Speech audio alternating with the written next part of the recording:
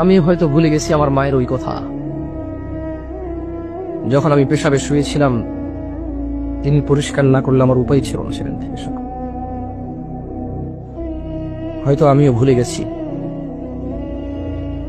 আমি পড়ে গেছি, তিনি আমাকে না তুললে আমার পুরো গায়ে কাদাযুক্ত থাকতো। আমি হয়তো ভুলে গেছি সিঁড়ির কাছে আমি এসেছি, তিনি সব কাজ ফেলে এসে আমাকে কোরআন নিলে আমি সিঁড়ি থেকে পড়ে মাথা ফেটে অথবা দাঁত ফেটে মারা যেতাম। হয়তো আজ বক্তা হিসেবে আমিও ভুলে গেছি সেই কথা,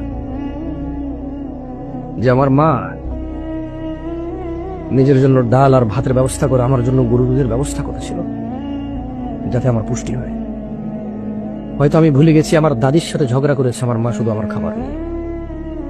হয়তো আমি ভুলে গেছি আমার বাবা বেকার ছিল, আমার জ্যাঠা জেঠিরা কথা শোনাইতো, আমার মা চুপচাপ কাজ বেশি করে করতো যাতে একটু বাড়তি খেতে পারে, আমি বাড়তি দুধ পাই।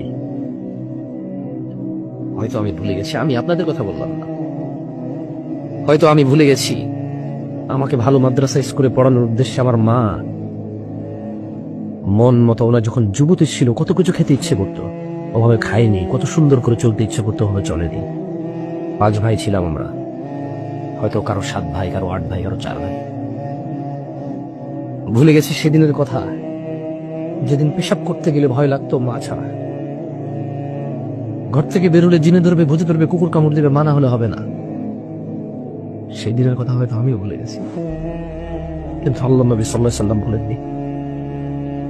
তিনি বলেছেন পৃথিবীর সবচেয়ে বড় অপরাধ আল্লাহর সাথে শিরিক করা, তারপরে ওয়াকুল ওয়ালিদাইন, পিতামাতার অবাধ্য হওয়া। কতটুকু অবাধ্য? পারবো না, করবো না, এখন না।